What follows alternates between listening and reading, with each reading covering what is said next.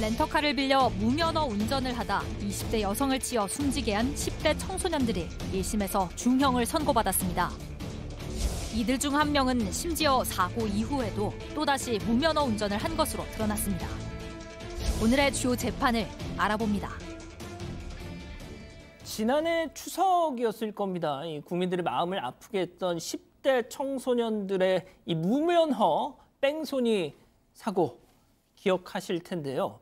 자, 법원 판단이 내려졌습니다. 자, 선고 결과가 어떻게 나왔습니까? 네, 최근 이 광주지법에서 선고를 내렸는데요. 운전을 했던 이 10대 운전자 같은 경우에는 특정범죄가중처벌법상 도주치상 혐의 등이 적용이 됐는데요.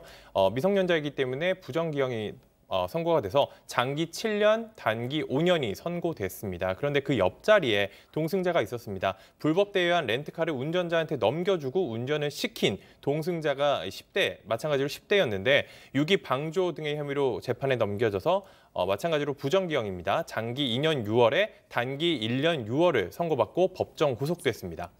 그때 그 고향집을 찾았던 20대 여대생이 참변을 당했었잖아요. 네, 맞습니다. 이 사고로 안타깝게도 20대 대학생이 한 명 목숨을 잃었는데요. 그 당시 사고를 조금 설명해 드리면 추석 당일이었고 밤 11시 40분쯤이었습니다. 10대 4명이 이제 타고 있던 렌터카가 이제 횡단보도를 건너던 20대 여성을 차로 치었는데 이 여성 병원으로 옮겨졌는데 끝내 사망한 상황이었었는데요. 그 당시 10대들이 몰던 차는 시속 30km 제한 속도 구간이었는데 100km 정도로 질주하다가 사고를 낸 상황이었다고 합니다. 심지어 이 운전자들은 사고 직후 사고를 당한 이 20대 대학생을 구조하지 않고 약 20km 정도를 도주했다가 나중에 1시간 정도 후에 돌아와서 자수를 한 상황이었다고 하는데요. 이 사고 직후 동승자가 피해자가 잠깐 기절한 걸 수도 있겠다, 뭐 내가 숨을 곳을 알아봐 주겠다 이런 이야기로 종용을 해서 도주를 한 것으로 전해졌습니다. 자, 이 30km 제한 속도 구간에서 100km 이상으로 달려서 사고를 냈다. 자, 그럼 오늘 재판 포인트 한번 짚어보죠. 이건 또 뭡니까? 반성은커녕. 자, 이 당시 사망 사고, 이 함께 타고 있던 10대 동승자, 조수석에 있던 동승자, 사고 이후에 또 무면허 운전을 했다. 맞습니다. 이 재판, 이 혐의를 받는 사건은 지난해 10월 1일입니다. 근데 한 달도 지나지 않은 지난해 10월 28일에 또다시 무면허 운전을 했던 겁니다. 이 동승자가요. 이번엔 그 옆에 탔던 동승자가 불법 무면허 운전으로 이제 외제차를 운행했던 건데 이 재판부는 이런 반성의 죄책감이나 반성의 여지가 없는 점을 이번 판단의 근거로 들기도 했습니다. 재판부는 이런 비슷한 범죄를 저지른 적이 여러 차례 있다면서 자숙하지 않고 또 무면허 운전을 해서 죄책이 가볍지 않다 이렇게 질타를 했습니다. 또 사망사고 직후에도 같은 범죄를 저질러 사고를 내는 등 수차례 무면허 운전을 했기 때문에 실형이 불가피하다 이렇게 밝혔습니다. 아니 근데 보통 이렇게 인명사고를 내고 나면 말이죠. 본인도 정말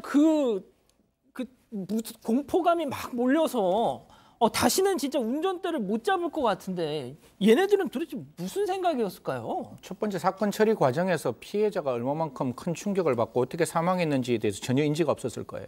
왜냐하면 피해자는 사망했고 사망했는 이후에 그 피해자의 사망에 대해서 그 누구도 경고하지 않고 그냥 뭐 구속하고 난 다음에 피해자 사망 사건으로 특수 도주했다. 도주해서 특가법으로 처벌받은 것밖에 안 되니까 자기들 입장에서는 그냥 아까도 사람 기절했지라는 얼마만큼 이 사건이 심각한 사건인지를 전혀 모른다. 그래서 이런 사건이 일어났을 때 그냥 청소년이라고 보호할 것이 아니라 그 피해자가 어떤 충격을 받았는지에 대한 진지한 어떤 확인이 필요하지 않느냐.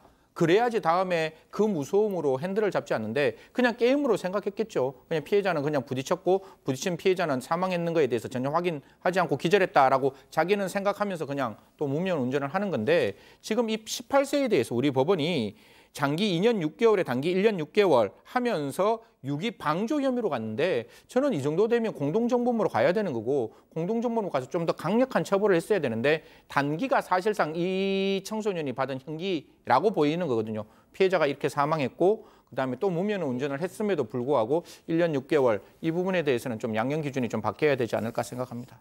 자, 일단 이 아이들이 뭐 한두 번이 아니었어요. 무면허 운전이. 네, 맞습니다. 사실 사고 이전에도 이들이 상습적으로 무면허 운전을 한 것으로 이제 보도가 되는 바 있는데 이들 사실 미성년자여서 렌터카를 빌릴 수가 없습니다. 근데 어떻게 빌렸냐 하면 어떻게 빌렸어요? 명의를 빌려주는 브로커를 통해서 차를 빌렸는데 이 동승자들의 행적을 추적하는 과정에서 이들이 이런 범행, 무면허 운전을 벌인 게 한두 번이 아니었다는 거 드러났습니다. 이제 상습적으로 브로커를 통해서 렌터카를 빌렸다는 건데 이들이 이제 화순의 한 아파트 단지에 자주 나타났다고 해요. 근데 그 아파트 단지 주민에 따르면 이들이 처음에는 렌터카 한 대가 오더만 나중에는 여러 대가 왔다라는 이제 이런 주민의 증언도 이제 인터뷰로 보도된 적이 있습니다.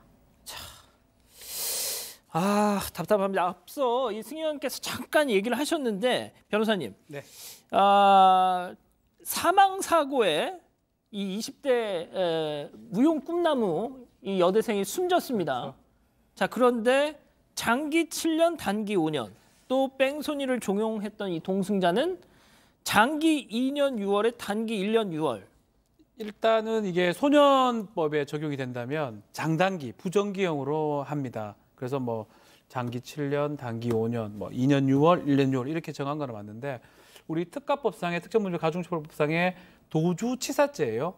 무기 아니면 5년 이상의 징역을 할 수 있도록 돼 있는데 아마 소년인 거를 감안해 가지고 이렇게 5년, 7년 정도 한 걸로 보이고요. 우리 승 의원님 말씀대로 저도 뭐 공동정범 등등으로도 가능할 걸로 보이긴 한데 문제는 뭐 운전을 직접 하지 않았기 때문에 유기 방조를 적용하는 거고요.